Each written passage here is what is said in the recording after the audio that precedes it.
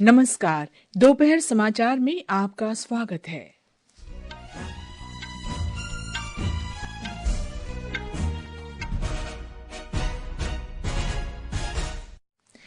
प्रधानमंत्री नरेंद्र मोदी आज नई दिल्ली में मुख्य सचिवों के 3 दिवसीय राष्ट्रीय सम्मेलन के समापन सत्र को संबोधित करेंगे।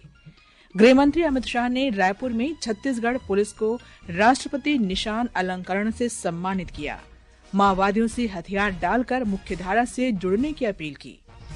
प्रधानमंत्री मोदी और गृह मंत्री अमित शाह ने सरदार पटेल की पुण्यतिथि पर उन्हें श्रद्धांजलि अर्पित की। महाराष्ट्र में नवगठित सरकार के मंत्रिमंडल का विस्तार आज नागपुर में किया जाएगा।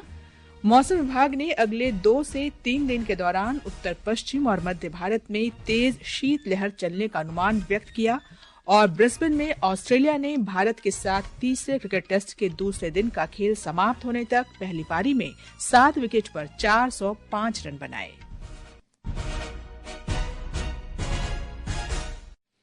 दोपहर समाचार के साथ मैं कनकलता। प्रधानमंत्री नरेंद्र मोदी नई दिल्ली में मुख्य सचिवों के चौथे राष्ट्रीय सम्मेलन की आज दूसरे दिन भी अध्यक्षता कर रहे हैं। 3 दिन का ये सम्मेलन शुक्रवार को शुरू हुआ था। श्री मोदी आज सम्मेलन के समापन सत्र को संबोधित करेंगे। इस राष्ट्रीय सम्मेलन में एक साझा विकास एजेंडा तैयार करने और उसे कार्यान्वित करने के अलावा राज्यों के साथ भागीदारी की रूपरेखा तय करने पर ध्यान केंद्रित किया जा रहा है। इस सम्मेलन का उद्देश्य केंद्र और राज्य सरकारों के बीच भागीदारी को और अधिक मजबूत करना तथा सहकारी संघवाद को बढ़ाने के साथ तेजी से वृद्धि और विकास के लक्ष्य को प्राप्त करने के लिए बेहतर समन्वय सुनिश्चित करना भी है। सभी राज्यों और केंद्र शासित प्रदेशों के मुख्य सचिव, वरिष्ठ अधिकारी और विभिन्न क्षेत्रों के विशेषज्ञ इस सम्मेलन में भाग ले रहे हैं। भारतीय जनता पार्टी के अध्यक्ष और केंद्रीय मंत्री जेपी नड्डा ने संविधान को अपनाने के 75 वर्ष पूरे होने पर लोकसभा में चर्चा के दौरान प्रधानमंत्री नरेंद्र मोदी के वक्तव्य की सराहना की। संविधान के 75 वर्ष की इस यात्रा पर राज्यसभा में चर्चा की शुरुआत कल श्री नड्डा करेंगे। इसके लिए 16 और 17 दिसंबर का समय निर्धारित किया गया है। गृह मंत्री अमित शाह ने माओवादियों से हथियार डालने और समाज की मुख्यधारा में शामिल होने की अपील की है। रायपुर में छत्तीसगढ़ पुलिस को प्रतिष्ठित राष्ट्रपति निशान अलंकरण प्रदान करने के एक कार्यक्रम में श्री शाह ने कहा कि छत्तीसगढ़ को नक्सल मुक्त बनाने के केंद्र सरकार के संकल्प को पूरा करने के लिए छत्तीसगढ़ पुलिस पूरी वीरता और समर्पण के साथ नक्सल रोधी अभियान चला रही है। छत्तीसगढ़ पुलिस कभी भी दोयम स्थान पर नहीं रही है, हमेशा अग्रम स्थान पर रही है। ये हम सब के लिए गर्व का विषय है। नक्सलवाद के खिलाफ लड़ाई लड़ी। मैं आज फिर से एक बार छत्तीसगढ़ की जनता को भरोसा दिलाना चाहता हूं कि आपने विष्णुदेव जी पर भरोसा किया है। हम सब कटिबद्ध है छत्तीसगढ़ को 31/3/2026 के पहले नक्सल मुक्त करने के लिए। गृह मंत्री ने कहा कि छत्तीसगढ़ सरकार ने बहुत ही अच्छी समर्पण नीति तैयार की है और समर्पण करने वाले माओवादियों को अच्छा पैकेज मिलेगा। श्री अमित शाह ने कहा कि छत्तीसगढ़ पुलिस को प्रदान किया गया राष्ट्रपति का निशान राज्य पुलिस की सेवा, त्याग और बलिदान का प्रतीक है। ये केवल एक अलंकरण नहीं है, बल्कि एक दायित्व है। मेरे लिए बहुत सम्मान का विषय है कि राष्ट्रपति निशान अलंकरण समारोह में आज मुझे अपने हाथों से छत्तीसगढ़ जैसी जांबाज पुलिस को राष्ट्रपति निशान का अलंकरण करने का मौका मिला है।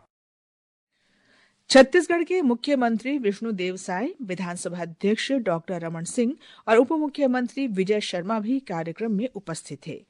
कार्यक्रम के दौरान छत्तीसगढ़ पुलिस की कई टुकड़ियों ने आकर्षक मार्च पास्ट किया। गृह मंत्री अमित शाह आज शाम बस्तर के संभागीय मुख्यालय जगदलपुर में बस्तर ओलंपिक के समापन समारोह में भी भाग लेंगे। वे समर्पण करने वाले माओवादियों से बातचीत भी करेंगे। ये समाचार हमारी वेबसाइट www.newsonair.gov.in और हमारे न्यूज ऑन एआईआर ऐप पर भी उपलब्ध हैं। दोपहर समाचार में आपका फिर स्वागत है।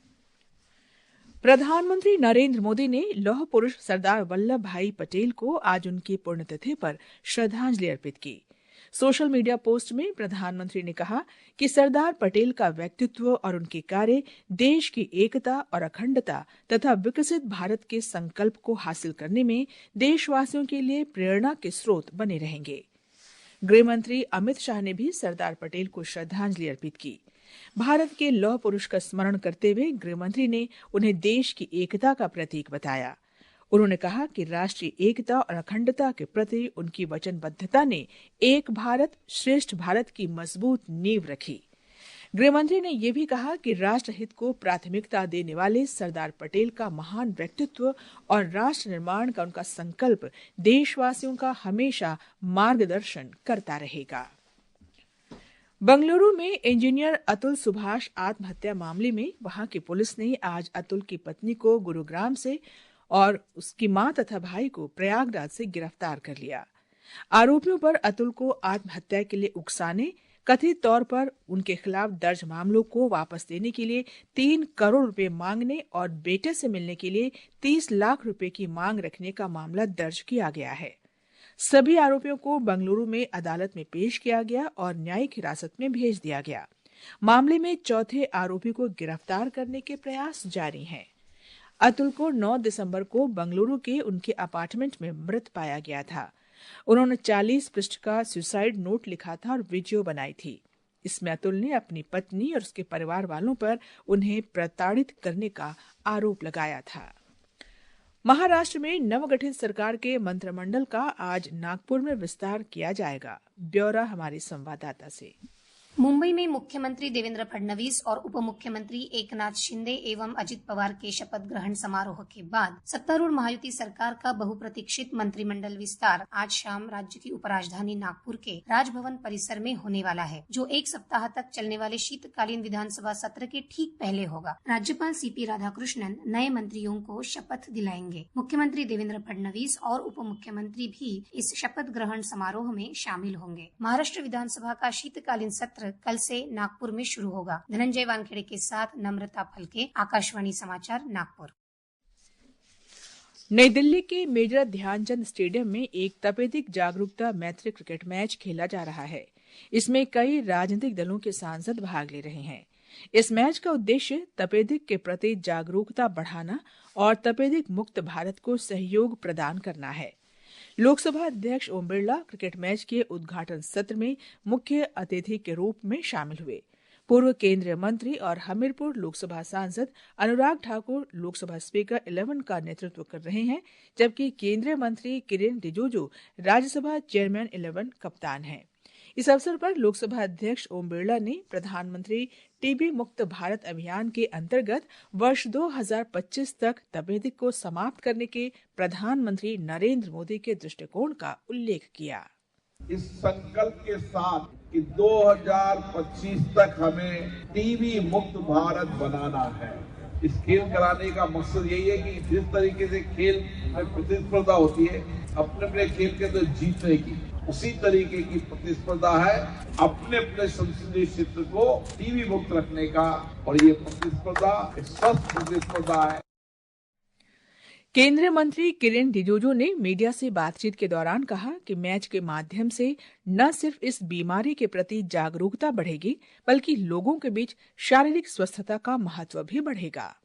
टीबी मुक्त भारत को लेकर के अभियान को और तेजी से आगे बढ़ाने के लिए आज क्रिकेट मैच रखा गया है लोकसभा राज्यसभा के बीच में, और कई हमारे सांसद साथी यहाँ आए हुए हैं। हम फिट रहेंगे तो देश फिट रहेंगे, और टीबी मुक्त भारत को आगे ले जाने के लिए हम खेल के माध्यम से एक जोश दिलाने के लिए ये कार्यक्रम रखा है।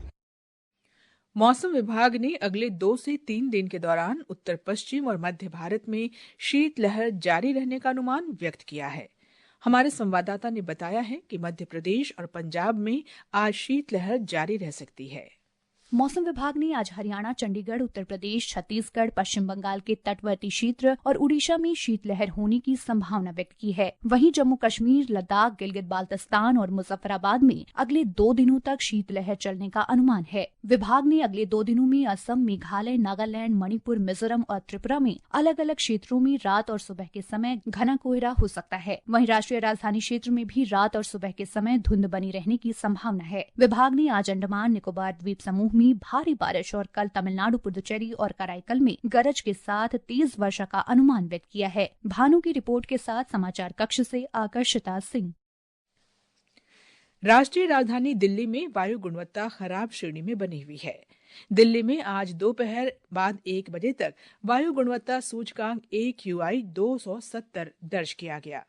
मौसम विभाग ने दिल्ली और राष्ट्रीय राजधानी क्षेत्र में अगले 2 दिन के दौरान सुबह और रात के समय धुंध का अनुमान व्यक्त किया है। ये समाचार आकाशवाणी से प्रसारित किए जा रहे हैं। ताजा समाचार जानने के लिए आप हमारे social media handle X@AIR news Hindi को फॉलो कर सकते हैं। ये आकाशवाणी है। मोल्डोवा के उप प्रधानमंत्री और विदेश मंत्री मिहाइल पोपसोई भारत की यात्रा पर आज नई दिल्ली पहुंचे। विदेश मंत्रालय के प्रवक्ता रणधीर जायसवाल ने उनका स्वागत करते हुए कहा कि श्री पोपसोई की यात्रा से भारत मोल्डोवा के बीच संबंध मजबूत होंगे और दोनों देशों के बीच भागीदारी बढ़ेगी। श्रीलंका के राष्ट्रपति अनुराग कुमारा दिसानायके 3 दिन की यात्रा पर आज भारत आएंगे। श्रीलंका का राष्ट्रपति चुने जाने के बाद श्री दिसानायके की भारत की ये पहली यात्रा होगी। इस दौरान वे राष्ट्रपति द्रौपदी मुर्मू से मुलाकात करेंगे और प्रधानमंत्री नरेंद्र मोदी के साथ आपसी हित के द्विपक्षीय मुद्दों पर चर्चा करेंगे। श्री दिसानायके नई दिल्ली में भारत और श्रीलंका के बीच निवेश और वाणिज्यिक संबंधों को बढ़ावा देने से संबंधित एक कार्यक्रम में शामिल होंगे। वे बिहार में बोध गया भी जाएंगे। विदेश मंत्रालय ने कहा कि श्री दिसानायके की इस यात्रा से दोनों देशों के बीच बहुपक्षीय और आपसी सहयोग मजबूत होगा। सेनाध्यक्ष उपेंद्र द्विवेदी ने भारत यात्रा पर आए नेपाल के सेना प्रमुख सुप्रबल जनसेवाश्री जनरल अशोक के साथ सकारात्मक बातचीत की है। उनकी 3 दिन की यात्रा के दौरान दोनों पक्षों के बीच कई मुद्दों पर बातचीत हुई, जिसमें दोनों सेनाओं के बीच सहयोग बढ़ाना और संबंधों को मजबूत करना शामिल है। देश के सार्वजनिक क्षेत्र के बैंकों ने वित्त वर्ष 2023-24 में अब तक का लगभग 1,41,000 करोड़ रुपए का सबसे अधिक शुद्ध लाभ अर्जित किया है। इस दौरान सकल गैर निष्पादनकारी परिसंपत्तियों का अनुपात घटा है। इस वर्ष सितंबर में ये अनुपात 3.12% दर्ज किया गया। मार्च 2018 में ये अनुपात 14.58% था। हरियाणा के हिसार में चौधरी चरण सिंह हरियाणा कृषि विश्वविद्यालय की अखिल भारतीय समेकित कृषि प्रणाली अनुसंधान परियोजना के अंतर्गत विकसित 1 हेक्टेयर की समेकित कृषि प्रणाली मॉडल को राष्ट्रीय मान्यता प्रदान की गई है। विश्वविद्यालय के कुलपति BR काम्बोज ने बताया कि इस मॉडल से किसान विभिन्न फसलों, सब्जियों और फलों की खेती के साथ केचुए से बनी खाद के उत्पादन, मशरूम की खेती और बायोगैस के उत्पादन सहित विभिन्न प्रकार की कृषि गतिविधियां कर सकते हैं। ब्रिटेन आज प्रशांत पार व्यापक तथा प्रगतिशील भागीदारी CPTPP समझौते में शामिल हो गया। वो इस समझौते में शामिल होने वाला 12वां और यूरोप का पहला देश बन गया है। इस समझौते में Canada, Japan, Australia, New Zealand, Brunei, Chile, Malaysia, Mexico, Peru, Singapore और वियतनाम शामिल हैं। ब्रिस्बेन में भारत और ऑस्ट्रेलिया के बीच बॉर्डर गावस्कर ट्रॉफी के तीसरे क्रिकेट टेस्ट मैच के आज दूसरे दिन का खेल समाप्त होने तक ऑस्ट्रेलिया ने पहली पारी में 7 विकेट पर 405 रन बना लिए थे। इस पारी में ऑस्ट्रेलिया के स्टीव स्मिथ और ट्रेविस हेड के बीच चौथे विकेट के लिए 241 रन की महत्वपूर्ण भागीदारी हुई। ट्रेविस हेड ने श्रृंखला में लगातार दूसरा शतक बनाया। भारत की ओर से जसप्रीत बुमराह ने 5 खिलाड़ियों को आउट किया। दोनों देशों के बीच 5 मैचों की श्रृंखला 1-1 की बराबरी पर है। अंत में मुख्य समाचार एक बार फिर। प्रधानमंत्री नरेंद्र मोदी आज नई दिल्ली में मुख्य सचिवों के 3 दिवसीय राष्ट्रीय सम्मेलन के समापन सत्र को संबोधित करेंगे। गृह मंत्री अमित शाह ने रायपुर में छत्तीसगढ़ पुलिस को राष्ट्रपति निशान अलंकरण से सम्मानित किया। माओवादियों से हथियार डालकर मुख्य धारा में शामिल होने की अपील की। प्रधानमंत्री नरेंद्र मोदी और गृह मंत्री अमित शाह ने सरदार पटेल की पुण्यतिथि पर उन्हें श्रद्धांजलि अर्पित की। महाराष्ट्र में नवगठित सरकार के मंत्रिमंडल का विस्तार आज नागपुर में किया जाएगा। मौसम विभाग ने अगले 2 से 3 दिन के दौरान उत्तर पश्चिम और मध्य भारत में तेज शीतलहर चलने का अनुमान व्यक्त किया है। इसके साथ ही दोपहर समाचार का ये अंक समाप्त हुआ। नमस्कार।